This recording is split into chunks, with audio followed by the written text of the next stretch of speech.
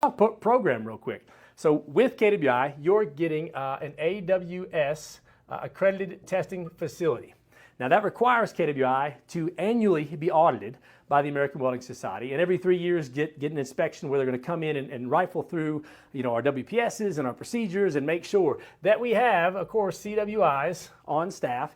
And KWI has several. We're to the tune of 6 or 8 currently in-house right now. And that's certified welding inspectors who are also certified welding educators. That ought to appeal to your moms and dads right there.